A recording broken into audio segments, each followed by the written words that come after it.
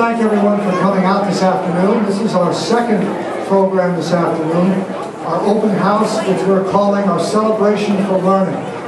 A celebration where we look back on our vision for 2015 and the things that we've accomplished over the last year.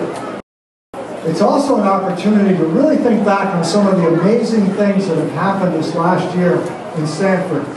In particular, anybody hear the rumor that Sanford was named to have 2 construction projects worth about $120 million at no cost to the local taxpayer? Have you heard that? Pretty amazing. Okay?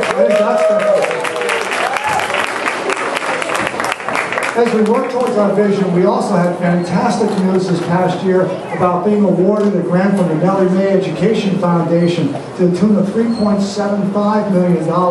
What an endorsement for Sanford that is. Let's hear it for the Nellie May Foundation. Other things that have happened, we talked about, you've seen it in the paper. Sanford is now called the Spartans. We are looking forward to that. That's a big new chapter for us also.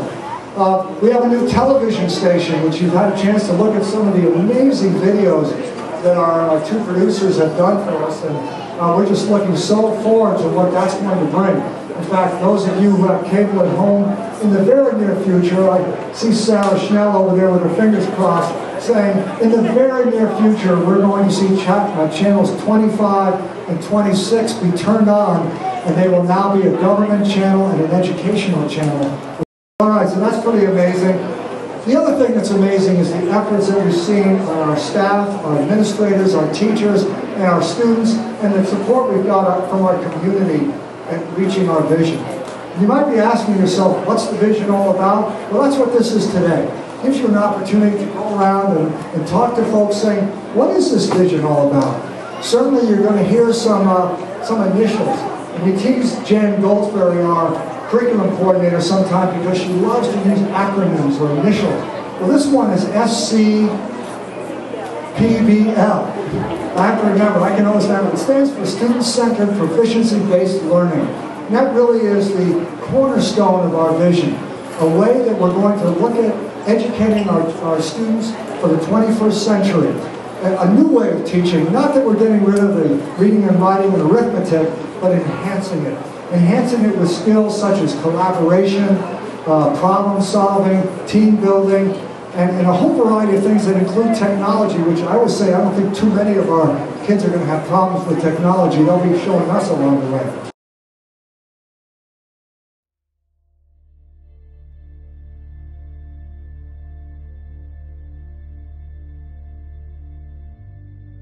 I'll echo what's been said already and thank all of you for the leadership that you're going to, I'm sure, have already demonstrated, but are going to demonstrate over the next few days and weeks and months and probably into next year as this school does what a lot of schools around the state are doing, which is thinking about how they do the work of educating in a new way.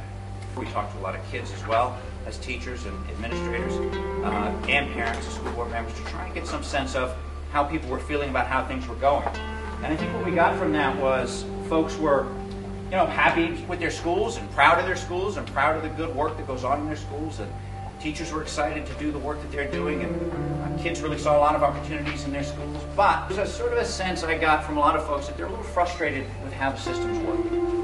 And it's not that people aren't trying, and it's not that people don't want the best for our schools and for our kids. It's really just we've got this kind of a jalopy old system of schools here that we've really had. It hasn't changed a whole lot since about the late 1800s, if you can believe it. So what's exciting about the work that you're doing is this district is one of a number of districts in Maine that is moving in this direction of this proficiency-based system. And this is a system where we're going to do what we can to try and structure the school experience around your individual needs. So that means grouping and regrouping, having you in classes with one group and then maybe with another group, moving you around from different classes and things like that, trying to structure schedules and so forth around where you need to be, and moving to this proficiency model where it's not that you're going to take an algebra class from beginning to end. There's going to be a set of outcomes, learning outcomes in there, and you're just going to progress through them. And we're going to do what we can to make it so that you move at your own pace. So often in education we forget to ask the consumer, and the consumer is the student. So when you go to the student and say, how is this working? Is this working? What do we need to do to make it better? There's been a lot of plan, do, check, and adjust. And so what we initially did, the two of us, is we took our 2 third grade classes and we said, let's just do this in math. And it's just changed math unbelievably. We asked the kids and the parents who came, what should a classroom look like and what should a classroom feel like. There's some voice and choice in the assignments that students do to show that they've learned learning targets. You involve the kids in coming up with a shared vision, code of cooperation, and then they're invested. They're much more likely to buy in. We talked about what the problems were, we talked about some solutions, and then we drafted a rubric. The kids now rate themselves every single day on their hallway behavior, and they are in agreement with me that it has improved things. Unfortunately, we don't ask the kids enough, or we haven't. I think that's changing.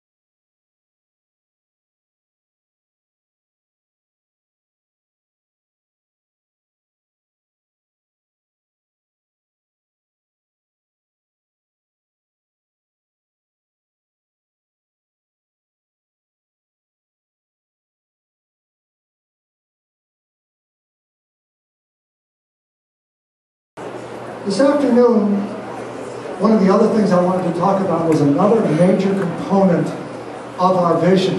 And that talks about getting our students out into the community. And in particular, this is one component that we call service learning. And it is a project that this past year that I think we had, I'm looking at my notes here, about 90 some odd different projects that went on around the district with hundreds and hundreds of students all working on their curriculum, but doing it kind of in service to the community. Now, I am going to introduce Jed Bloom, and I would be remiss if I didn't say that so much of that came from Jed's efforts. And I really want to give him a round of applause for all that he's done.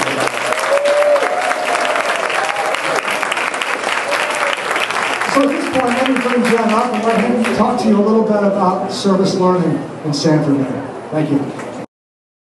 We're doing really good. We won the best service learning in the state from the governor. And I just feel really, really lucky to have the job that I have because I get to work with really good teachers and really good students that are doing amazing things for the town. I hope this video works. The main part about this slideshow is basically to show sort of what service learning is. We know what service is, we know what learning is, but service learning is sort of, it's that and then some. It's really It's basically taking their units that they have to learn and making those units so that they're solving real problems. And they're going through a process where they're investigating those problems, using research skills, and then coming up with an action plan and actually doing something to solve a community problem.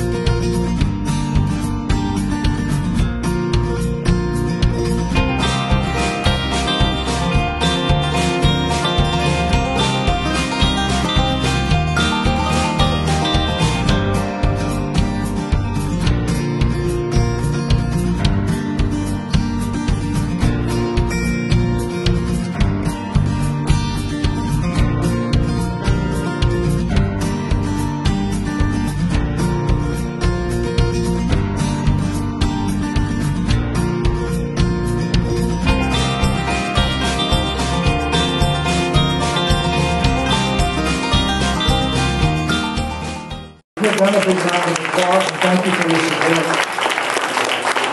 You know, what an endorsement for Sanford to have, you know, one of the largest philanthropic organizations on the East Coast recognize Sanford and put their funds towards us, and I thank you folks for that.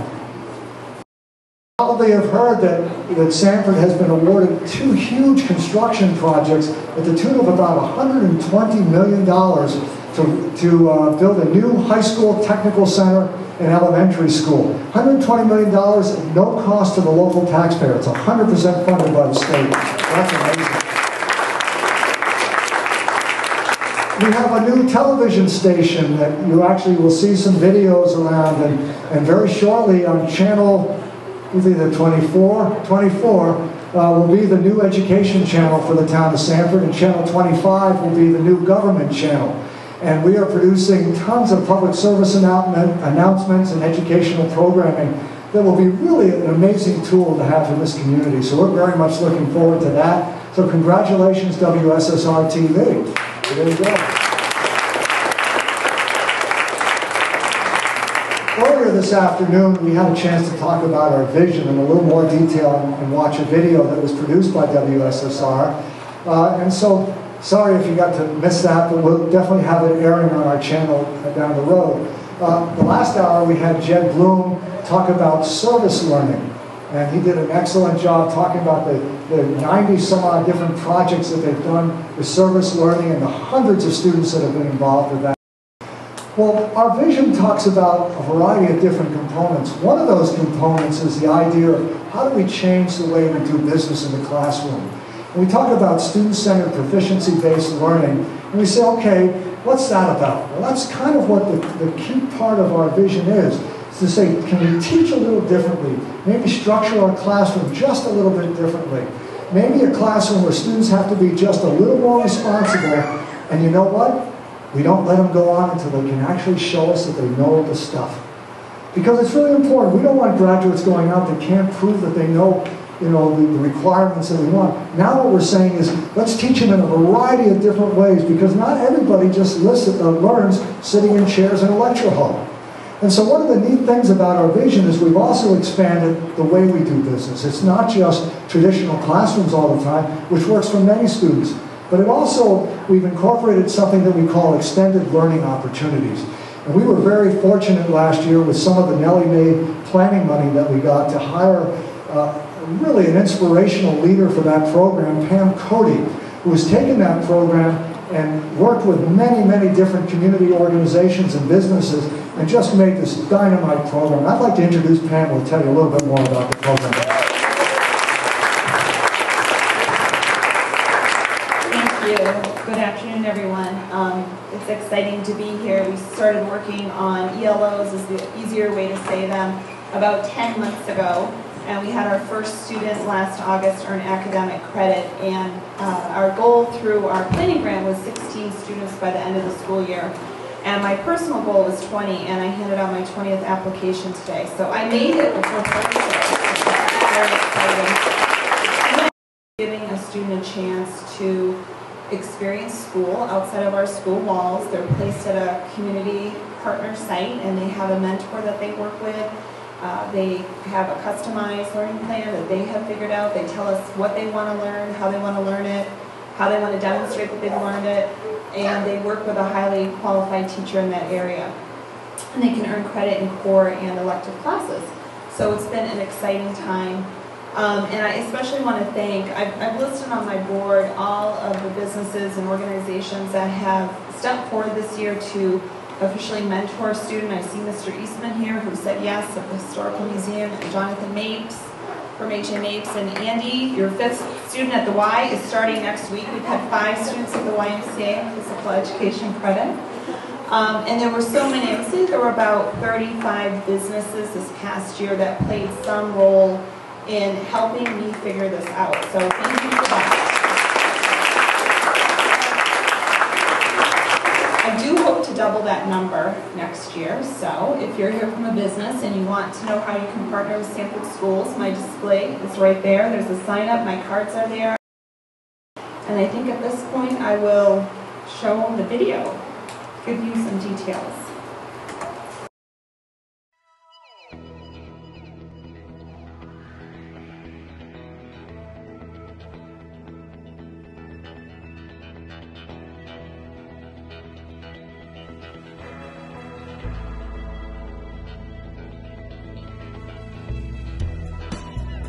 An extended learning opportunity gives a student a chance to meet learning targets outside of the school at a community partner site.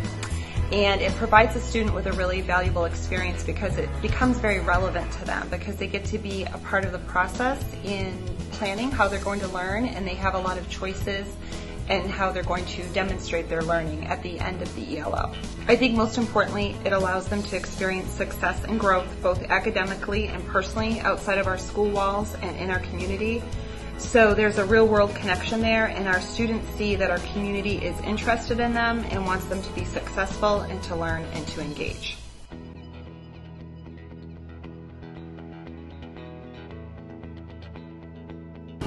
I'm Dr. Epper Sylvie, owner of the Ridge Animal Hospital, and I was approached by Pam Cody of the ELO program for students in the Sanford schools to get academic credits for real-world experience.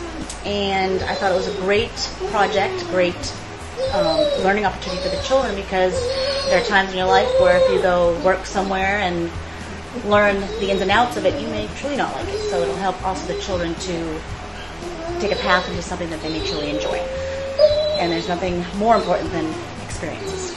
I also have 2 children in the Sanford schools, and I'm hoping that they will be able to use this program as well. The 2 students that I had were great. They learned a lot. They helped a lot. They asked a lot of questions, which was good. The children in this program are also wanting to learn and know. And I will most certainly continue with this program and help out as much as I can. Pam Cody came to me and talked about doing an ELO, I was pretty hesitant. And what's happened in working with Morgan is that I think that it was a good program in terms of it was student-centered, and it gave, when you look at extended learning opportunity, it gave her a chance to take something that she was really interested in and take it a step further by working at the vets, by doing research. And it gave us a chance just to communicate what works best for her. And that way the ELO worked. I've been working at my vet's doing surgeries and just helping out, being almost like a vet tech assistant. And it's been really helpful to learn kind of what I'll be doing later in life, and it's definitely steered me toward where I want to go. And it's been a process learning how I learn best. So the centered learning around me kind of made it easier for everyone to figure out just what works best for all of us. I volunteered to do an ELO with Pam and Kyle because I wanted to give an opportunity to a student to show how they could accomplish a standard through a different way. So through Teacher Discovery Day, I went to Genest, talked to Chris about what he was doing there and said, well, this is all geometry. These are all the standards that my students could accomplish just going there and visiting and doing an internship. So when I had that student Kyle say, well, I'm doing this, we sat down, we all talked about it, and it came out to being an awesome project.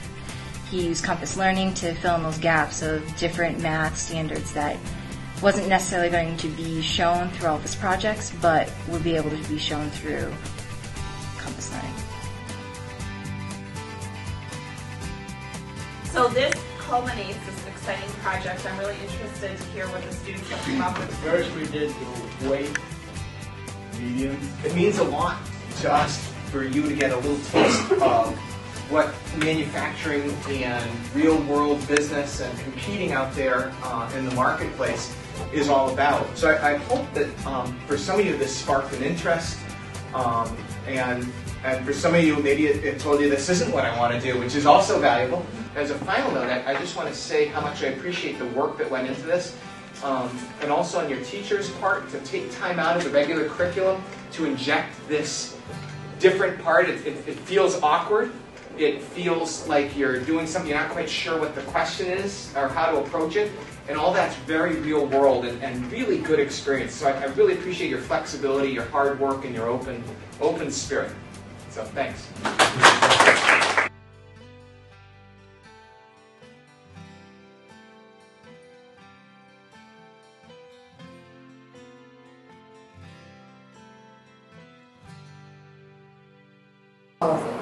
I'd like to, at this point, introduce Erin McGuire, who's from Congressman Shelley Pingree office. She's come down here today to present I'll just let her explain.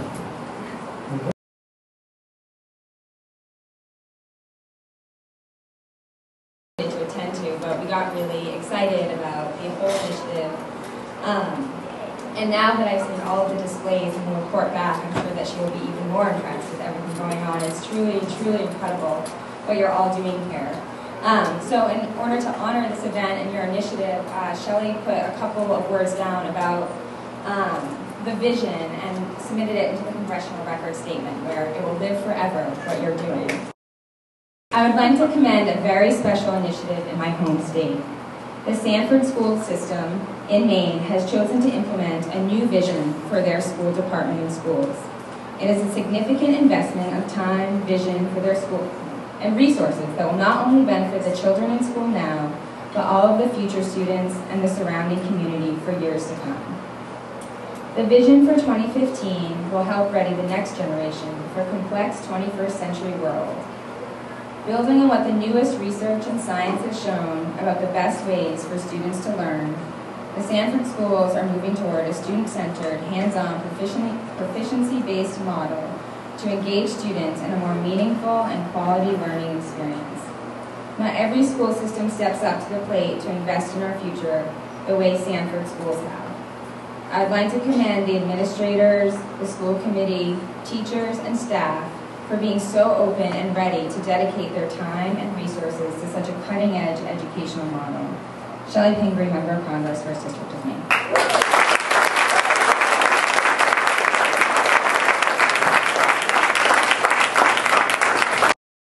Thank you. That's something that doesn't happen every day. Thank you very much. Well, Aaron was right. We're between, now we're at the time for the cake. And I'd like to invite Noah Miller, a student at Sanford High School, to come down and do the honors.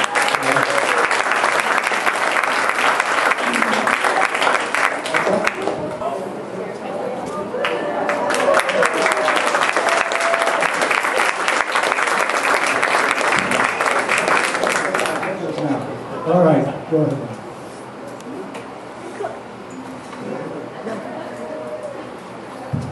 All right, well, I encourage you at this time to have a chance to look around, talk to the people, ask people questions about what they have up there and what the student-centered, proficiency-based, and our vision is all about.